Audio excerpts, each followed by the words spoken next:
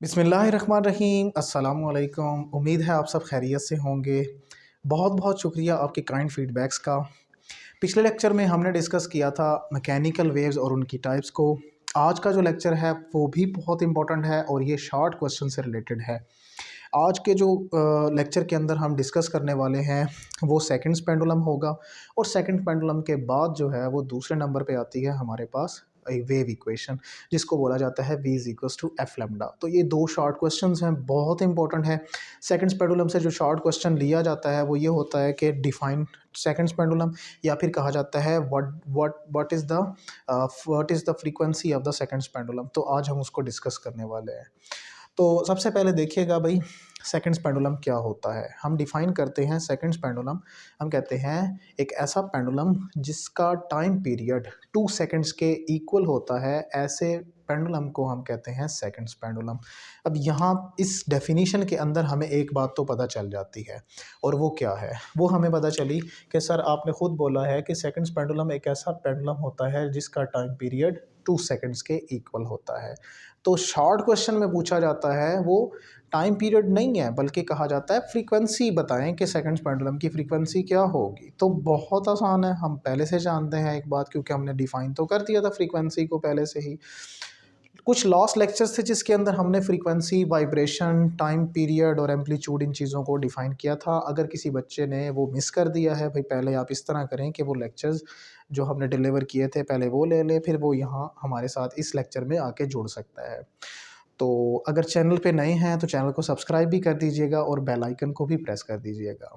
तो चलिए देखिए, तो टाइम पीरियड मैंने बताया कि सेकंड्स पेंडुलम का 2 सेकंड्स के इक्वल होता है। अगर हम इसकी फ्रीक्वेंसी निकालना चाहते हैं तो हमें पता है कि जो फ्रीक्वेंसी है वो टाइम पीरियड का तो रेसिप्रोकल है। अगर वो टाइम पीरियड का रेसिप्रोकल है, इट मींस दैट कि हम इसके नीचे क्या करेंगे, 2 को तो कर देंगे डिवाइड। जैसे ही 2 को डिवाइड करेंगे तो आंसर आ जाएगा 0.5। और फ्रीक्वेंसी है तो फ्रीक्वेंसी का जो यूनिट होता है वो बराबर होता है हर्ट्स के। और अगर मैं इसी चीज़ को इस तरह से लिख देता हूँ, फ्रीक्वेंसी बिकम्स इक्वल्स टू 0.5 और लिख देता हूँ सेकंड इनवर्स, तो ये भी बिल्कुल दुरुस्त है। घबराने की ज़रूरत नहीं है, क्योंकि लास्ट लेक्चर में हम ये सारी बातें प्रूफ कर चुके हैं। क्योंकि 1/t, तो t टाइम पीरियड है भाई, उसका यूनिट ही सेकंड होता है। जब सेकंड को ऊपर लेकर जाएंगे तो सेकंड इनवर्स हो जाएगा, और सेकंड इनवर्स और हर्ट्स ये आपस में बराबर होते हैं। तो ये तो सेकंड्स पेंडुलम की बात थी। अभी हम डिस्कस करने वाले हैं कि ये जो v है ये एफ लेमडा के बराबर कैसे होती है, जिसको हम वेव इक्वेशन बोलते हैं। अगर ये पूछी जाती है स्टेटमेंट तो हम बहुत आसानी से इसको डिफाइन कर सकते हैं। हम कहते हैं wave equation is basically the equation which represents the relationship between the three parts and which will becomes equals to number 1 the velocity of the wave, the number 2 frequency of the wave, and 3 wavelength of the wave. यानी 3 चीज़ों में जो relationship, जो भी equation हमें क्या करेगी, उनके ताल्लुक बता देगी। तो ऐसी इक्वेशन को हम वेव इक्वेशन का नाम देंगे। हम साबित करना चाहते हैं कि ये v is equals to F lambda बराबर होता है। तो कैसे होता है, और से सुनिएगा। फॉर एग्जांपल इसके प्रूफ में हम सबसे पहले क्या करेंगे, इसके प्रूफ के अंदर हम लिखने जा रहे हैं कि अगर एक वेव हमने रिप्रेजेंट की है और उसका टाइम पीरियड हमें भी पता है कैपिटल टी के बराबर होता है, तो डिस्टेंस फार्मूला को यूज़ करते हुए हम उसकी स्पीड को फाइंड आउट करने की कोशिश करते हैं। और से सुनिएगा, प्रूफ के अंदर सबसे पहले हमने क्या करना है, इसके प्रूफ के अंदर हम बना देते हैं एक wave. Let us assume that ये एक वेव है जो एक मीडियम के अंदर जनरेट हो चुकी है, और उसकी जो स्पीड है, अज्यूम करते हैं कि उसकी जो स्पीड है वो स्पीड बराबर है v के। ठीक, जैसे उसकी स्पीड v के बराबर है, और हम क्या करते हैं, हम स्पीड और इसके गुजरने के लिए जो टाइम होगा उसको चलें अभी स्मॉल टी लिखते हैं, लेकिन वो स्मॉल टी जो है वो रिप्लेस हो जाएगा कैपिटल टी के अंदर। ऐसा क्यों है? ऐसा इसलिए है क्योंकि ये स्मॉल टी कैपिटल टी में इसलिए कन्वर्ट हो रहा है क्योंकि एक वेव के गुजरने के लिए जो रिक्वायर्ड टाइम होता है वो टाइम पीरियड कहलाता है। ऐसा इसलिए है। और दूसरे नंबर पे हम यहाँ पे कहेंगे कि सर ये जो डिस्टेंस इसने कवर किया है यहाँ से लेकर यहाँ तक, ये डिस्टेंस s के बराबर है। और ये डिस्टेंस s जो है ये क्या होगा सर, ये जो डिस्टेंस s है ये बेसिकली बराबर होगा उसकी वेवलेंथ लेमडा के। क्योंकि एक वेव गुजर रही है तो एक वेव की जो टोटल लेंथ होती है वो क्या कहलाती है, वेवलेंथ, जिसको हम लेमडा से रिप्रेजेंट करते हैं यहाँ पे। चलें अब हम फार्मूला लिखते हैं। हम लिखेंगे as we know that v is equal to क्या होता है भाई, हमने अभी बोला था एज वी नो दैट, या बल्कि v इज इक्वल टू को छोड़ दें, आप लिखें as we know that s is equal to होता है फार्मूला हमारे पास vt।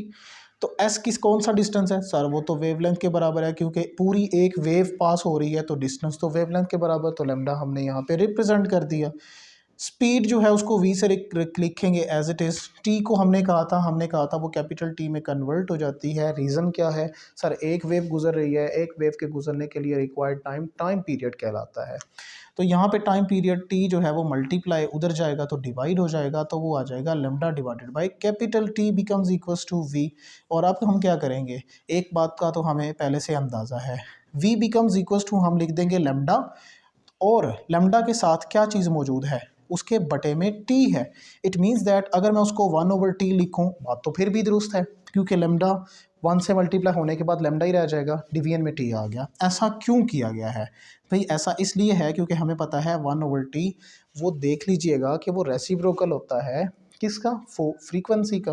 तो 1/t इसकी जगह पे आ जाएगा f, और पहले से जो चीज़ मौजूद है वो है लैम्डा। तो ये चीज़ हमने साबित कर दी है, इसी चीज़ को हम कहते हैं वेव इक्वेशन।